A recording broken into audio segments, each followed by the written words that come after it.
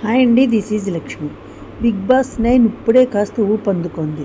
ఈ మాత్రం ఊపు రావడానికి ప్రధాన కారణం సంజన గల్రాని.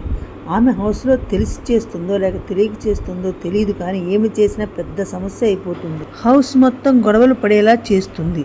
నిప్పు పెట్టేది కాలిపోతుంటే మూలను కూర్చొని నవ్వుతున్నట్లుగా ఉంది సంజన తీరు చూస్తుంటే. ఆమె కారణంగానే ఈ సీజన్ ఆసక్తికరంగా సాగుతూ ముందుకు దూసుకుపోతోంది. గుడ్డు దొంగతనం చేసి హౌస్ మేట్స్ అందరి మధ్య చిచ్చు పెట్టిన ఆమెకు ఓనర్స్ 2 రోజుల పాటు హౌస్లోకి అడుగుపెట్టి లేదని శిక్ష వేశారు. నవ్వుతూనే ఆమె శిక్ష అంగీకరించింది. కానీ ఇక్కడ ట్విస్ట్ ఏమిటంటే, ఈ శిక్ష విధించిన కాసేపటికే బిగ్ బాస్ ఆమెను హౌస్ లోపల ఉన్న కన్ఫెషన్ రూమ్ పిలిచి 5గురిని కెప్టెన్స్గా సెలెక్ట్ చేయమంటారు బిగ్ బాస్. ఇలా 5గురికి కలిపి కెప్టెన్సీ టాస్క్ జరిగింది. ఈ టాస్క్లో సంజన గెలిచి ఈ సీజన్ మొట్టమొదటి కెప్టెన్గా నిలిచింది.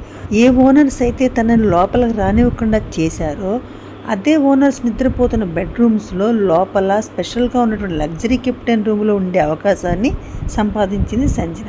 ఇప్పుడు అంత పెద్ద ఇంటికి ఆమె కెప్టెన్ అయి కూర్చుండి టెనెంట్గా ఉన్నప్పుడే అందరికీ చుక్కలు చూపించిన సంజన ఇక ఇంటి కెప్టెన్ అయితే ఎన్ని అరాచకాలు సృష్టించిందో చూడాలి.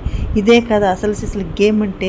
ఇప్పుడు ఆ ఓనర్స్గా ఉన్న వాళ్ళని టెనెంట్స్గా చేయొచ్చు, టెనెంట్స్గా ఉన్న వారిలో కొంతమంది ఓనర్స్ని చేయొచ్చు అనే పవర్ బిగ్ బాస్ ఆమె చేతిలో పెడితే ఎలా ఉంటుంది? ఊహిస్తేనే మజా వస్తుంది కదా. ఓకే గైస్, నెక్స్ట్ వీడియోతో మళ్ళీ కలుద్దాం. ప్లీజ్ లైక్ చేయండి, సబ్స్క్రైబ్ చేయండి. Thanks for watching.